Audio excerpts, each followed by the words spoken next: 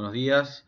Vamos entonces a comenzar con la clase de antiinflamatorios no esteroides. Como ustedes podrán ver en esta diapositiva, la importancia de conocer la farmacología de los antiinflamatorios no esteroides se vuelve muy relevante para la práctica médica, ya que los AINES son uno de los grupos, si no el más importante, de los grupos consumidos a nivel mundial por la población. Como son uno de los grupos farmacológicos más utilizados y que más gasto en salud implican, también, como ustedes podrán ver, son responsables de un porcentaje muy alto de las internaciones en los diferentes países. Este porcentaje elevado de internaciones relacionadas con los efectos adversos de un AINE, principalmente, como vamos a ver después, están dados por los efectos adversos más comunes de los AINES, que son a nivel gastrointestinal y renal.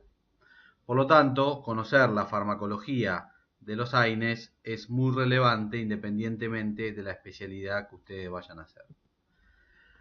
La otra característica particular que tienen los AINES es que, si bien hoy en día son la principal arma terapéutica para el dolor, ya como podrán ver en la diapositiva, hace muchísimos años atrás, Hipócrates trataba el dolor en los niños con algo que era una poción, una fórmula a base de corteza del sauce. Y la corteza del sauce no tiene más que ácido salicílico en su componente. Por lo tanto, fíjense que ya hace muchísimos años Hipócrates trataba el dolor y la fiebre con ácido salicílico, que es uno de los AINES que también hoy más se utilizan.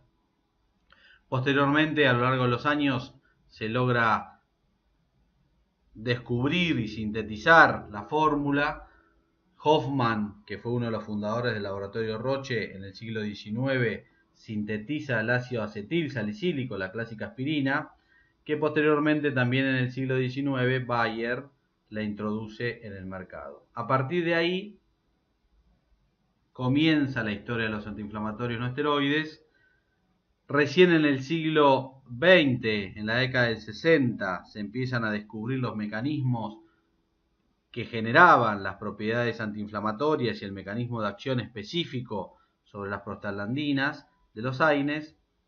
Por lo tanto, ya a esa altura conocíamos cuál era el mecanismo de acción íntimo del antiinflamatorio no esteroide, tanto en sus propiedades antiinflamatorias, analgésicas y antifebriles. En el 90, Masferrer descubre que hay más de una isoforma de la ciclooxigenasa 2, que vamos a ver después que está implicada en el mecanismo inflamatorio y es el sitio de acción de los antiinflamatorios no esteroides.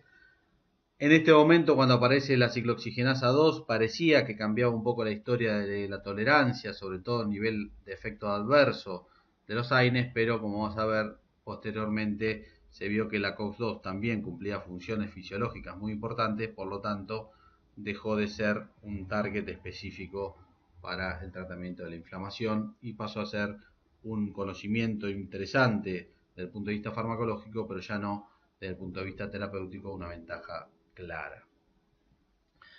Aquí tenemos un pequeño esquema de lo que sería una membrana con los fosfolípidos de membrana, como ven aquí, los fosfolípidos de membrana. Tenemos la ciclooxigenasa, que es una enzima de membrana con dos partes, una parte ciclooxigenasa y una peroxidasa. Cuando nosotros tenemos en la membrana la fosfolipasa A2, cuando hay algún estímulo inflamatorio, ya sea por citoquinas, por polisacáridos o cualquier otro estímulo inflamatorio, va a estimular la fosfolipasa A2. La fosfolipasa A2 va a liberar ácido araquidónico desde los fosfolípidos de membrana y la ciclooxigenasa va a tomar moléculas de oxígeno junto con el ácido araquidónico que, pasando por la ciclooxigenasa, van a formar dos compuestos. Primero, un compuesto inestable, que es la prostaglandina G2, muy inestable, de una vida media muy corta, y posteriormente la peroxidasa va a transformar esta prostaglandina G2 en prostaglandina H2, también otra sustancia inestable de corta vida media. Esta prostaglandina H2 luego va a ser tomada por diferentes prostaglandinas sintetasas, según el tejido que estemos hablando. Puede ser sintetasas de prostaciclina, que es prostaglandina I2, como puede ser, por ejemplo, el endotelio, o pueden ser tromboxano sintetasas, como pueden ser las plaquetas para producir tromboxano A2. Y a partir de estas prostaglandinas sintetasas se van a generar las diferentes subtipos de prostaglandinas que tenemos fisiológicamente cumpliendo función en nuestro organismo. Esta ciclooxigenasa, fundamental para la producción de inflamación, vamos a ver que es el lugar donde se van a unir los AINES y van a generar su acción bloqueando esta ciclooxigenasa. La estructura de la ciclooxigenasa obviamente es más compleja y más completa de lo que hemos mostrado en el gráfico anterior. Y yendo específicamente a la ciclooxigenasa, hoy sabemos que hay por lo menos 3, pero hay 2 que son las más importantes en la función inflamatoria. Tenemos la ciclooxigenasa 1 y la ciclooxigenasa 2. Sabemos que en lo relacionado con la inflamación, la ciclooxigenasa 1 es constitutiva, significa que siempre está presente y es la responsable de incrementar, junto con la ciclooxigenasa 2, la producción de prostaglandinas en los fenómenos inflamatorios. La característica que tiene, que al ser constitutiva, no cambia durante el proceso inflamatorio, no aumenta su expresión. La ciclooxigenasa 2 también está altamente relacionada y íntimamente relacionada con la producción de fenómenos inflamatorios por la producción de prostaglandinas, pero es inducida. ¿Qué significa esto? No está permanentemente presente en grandes concentraciones, sino que ante la presencia de fenómenos inflamatorios se induce la formación de ciclooxigenasa 2, se inducen los genes, se induce la producción de esta proteína, esta enzima, y por lo tanto lo que termina pasando es que la ciclooxigenasa 2 se ve más expresada y es la principal productora de prostaglandinas también en el proceso inflamatorio. Por otro lado, en otros órganos, en el tracto gastrointestinal, la ciclooxigenasa es constitutiva y fundamentalmente está relacionada con la protección de la mucosa gastroduodenal. Por eso vamos a ver que, ya que la ciclooxigenasa 1 es la responsable de producir las prostaglandinas que protegen la mucosa gastrointestinal o gastroduodenal sobre todo, vamos a ver que la inhibición de esta ciclooxigenasa va a ser la responsable del daño gastroduodenal, la úlcera y la gastritis con hemorragia digestiva, que son los efectos adversos más importantes. En el caso de la ciclooxigenasa 2 no cumple un rol específico en la protección de la mucosa gastroduodenal, pero sí, como aquí lo dice, se ha visto que aparentemente está incrementada su expresión, se induce en presencia de cuadros de tipo tumorales, ya sea benignos o malignos, colónicos, y esto dio a el desarrollo de la teoría que dice que si yo le doy un antiinflamatorio que bloquee específicamente la ciclooxigenasa 2 a un paciente con alto riesgo de cáncer de colon porque tiene poliposis familiar o algún antecedente o alguna predisposición genética para cáncer de colon, el darle un inhibidor de la ciclooxigenasa 2 le disminuye el riesgo de cáncer de colon. Esto se ha comprobado, esto fue lo que llevó al desarrollo de ciertos estudios para tratar de demostrar que el uso de un inhibidor de la ciclooxigenasa 2 disminuía el cáncer de colon, pero también estos estudios a largo plazo fueron los que terminaron mostrando que el bloqueo de la ciclooxigenasa 2 tiene efectos adversos cardiovasculares, como ya vamos a ver. A nivel del riñón, el otro lugar que es muy importante, como podrán ver, tanto la COX-2 como la COX-1 son constitutivas, o sea, están siempre presentes, y en realidad, como ustedes pueden ver, y después vamos a ver las funciones específicas de las diferentes prostaglandinas, están básicamente mediando la regulación de la perfusión renal y de mantenimiento del filtrado glomerular, sobre todo en situaciones de estrés renal, como pueden ser cuadros de hipoflujo o de hipovolemia. Por lo tanto, son muy importantes las prostaglandinas, como después también vamos a ver, para el mantenimiento de una adecuada función renal, sobre todo en situaciones de tensión o de riesgo renal. A nivel cardiovascular, aquí también es muy importante, esta es información que ya tiene varios años, pero que fue relevante a la hora de entender por qué la inhibición de la ciclooxigenasa 2 producía trombosis arterial. Se sabe que la ciclooxigenasa 1 es constitutiva, o sea, está siempre presente a nivel de las plaquetas, y básicamente en las plaquetas es la responsable de la producción de tromboxano, principal proagregante de las plaquetas. Por otro lado, el endotelio también es constitutiva y genera la prostaciclina, que es la prostaglandina I2, que es uno de los principales antiagregantes producidos por el endotelio.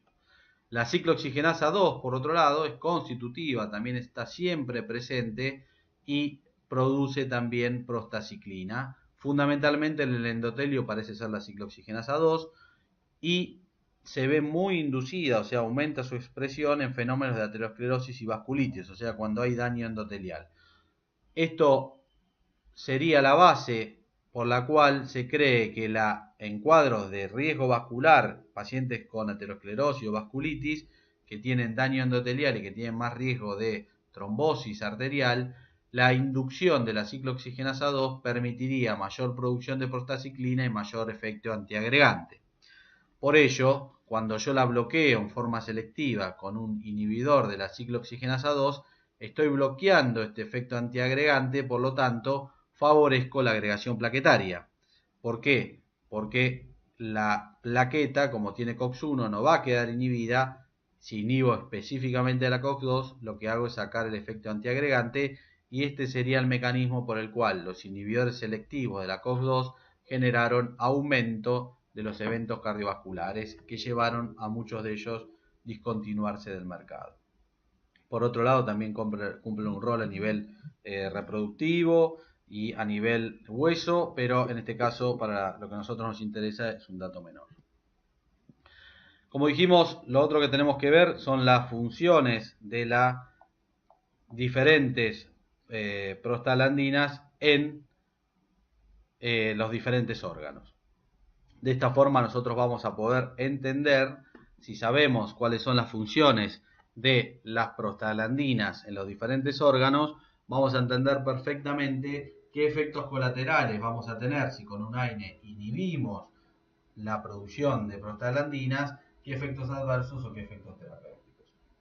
De esta tabla que están viendo en la pantalla, lo importante tiene que ver con las acciones de las diferentes prostaglandinas a nivel vascular y a nivel cardiovascular.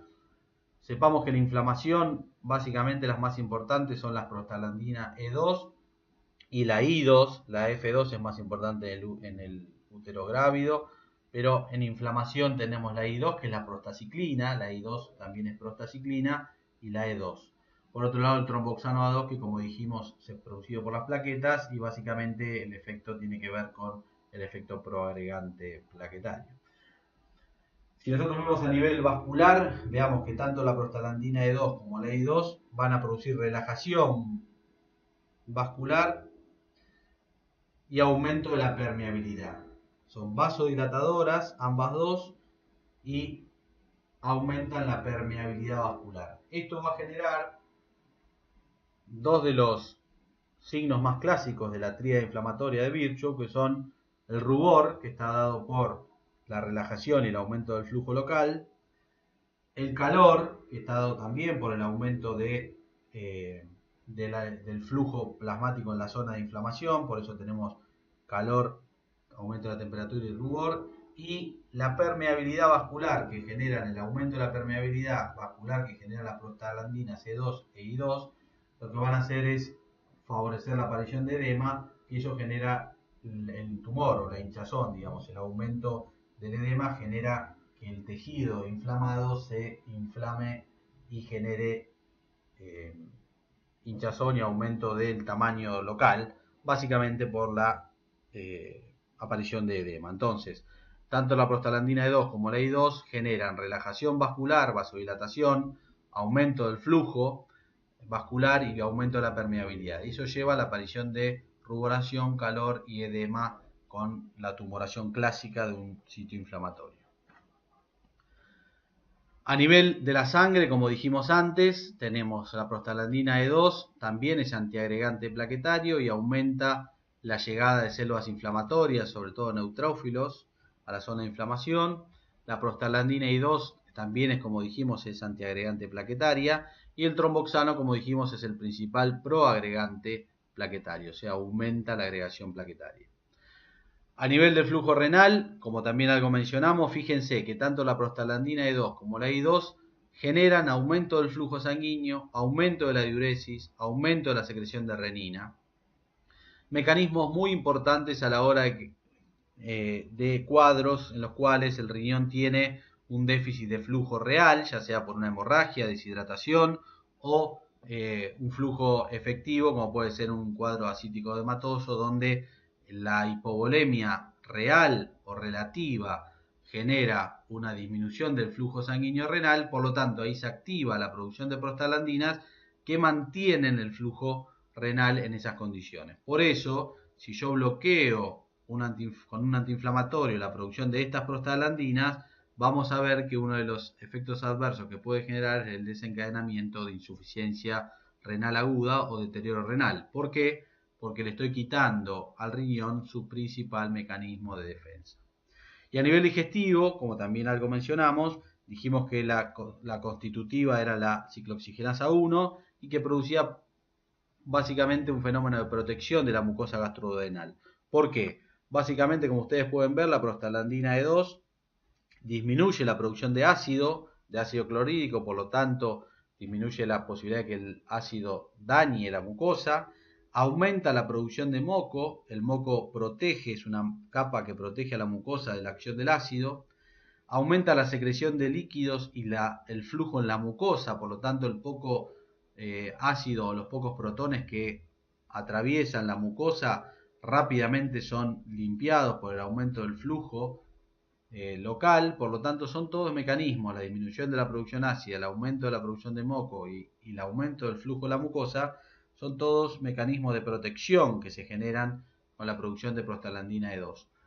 Si yo bloqueo con un AINE la producción de esta prostaglandina, voy a perder estos mecanismos de protección. Va a haber más producción de ácido, menos producción de moco, menos flujo, y eso puede llegar a aumento de la lesión de la mucosa gastroduodenal, aparición de úlcera, aparición de gastritis con hemorragias digestivas, que en muchos casos pueden ser cuadros graves que lleven a la muerte del paciente. Por último, también dijimos que las prostaglandinas mediaban el fenómeno inflamatorio, mediaban el fenómeno doloroso. ¿Por qué? Porque las prostaglandinas disminuyen el umbral del dolor, por lo tanto hay hiperalgesia, con menor estímulo ya siento dolor. Ese es el mecanismo por el cual las prostaglandinas producen dolor y por eso cuando doy un antiinflamatorio no esteroide también quito el dolor, porque dejo de ejercer esta función de la prostaglandina de disminuir el umbral del dolor. Y a nivel hipotalámico vamos a ver después que el aumento de la prostaglandina E2 genera fiebre, por eso también se utilizan como antifebriles. Como resumen de la función de las prostanoides, las prostaglandinas, básicamente en el fenómeno inflamatorio, tenemos que a nivel del tromboxano, básicamente lo que va a hacer es un aumento del tono vascular y aumento de la agregación plaquetaria. Es un proagregante producido por las plaquetas. Y las prostaglandinas E2 e I2, que son las más importantes en el fenómeno inflamatorio, como ya les he mencionado, generan aumento de la permeabilidad, aumento de la permeabilidad. Este aumento de la permeabilidad genera edema, por eso la zona inflamada se encuentra con mayor tumoración, aumenta, digamos, el edema y esto genera mayor crecimiento de la zona de inflamación. Reducen el tono microvascular, por lo tanto, producen vasodilatación. Esto genera aumento de la temperatura local y tumoración por aumento del flujo local. Y a nivel del dolor generan hiperalgesia, ¿sí?, con aumento del dolor, que puede ser en el caso de la prostaglandina E2 un dolor más duradero y en la I2 uno más intenso y corto. Y a nivel de las células inflamatorias producen quimiotaxis, o sea, estimulan mediante fenómenos de llamado de moléculas de adhesión, generación de moléculas de adhesión y otros mecanismos, generan atracción de células inflamatorias a la zona inflamada, la zona donde estuvo la noxa inflamatoria. Por lo tanto, esta quimiocinesis, este movimiento de células inflamatorias, favorece a que se potencie el fenómeno inflamatorio, ya que las células inflamatorias van a liberar citoquinas y otros mediadores inflamatorios que potencian y retroalimentan el fenómeno inflamatorio agudo. Hasta aquí entonces vamos viendo cuáles son las funciones fisiológicas de la ciclooxigenasa, de los fenómenos inflamatorios y las prostaglandinas en su rol en los diferentes fenómenos inflamatorios y en la protección de diferentes órganos. Ahora, ¿cómo actúan los antiinflamatorios no esteroides? Los antiinflamatorios no esteroides básicamente, como dije anteriormente, van a bloquear la ciclooxigenasa. Teníamos dos isoenzimas fundamentales en la inflamación, la ciclooxigenasa 1, y este es un pequeño esquema de lo que sería la ciclooxigenasa 1, donde tenemos la entrada del ácido araquidónico. El ácido araquidónico va a ingresar a lo que se llama el canal hidrofóbico de la ciclooxigenasa a través de la unión a ciertos residuos aminoácidos, no importa.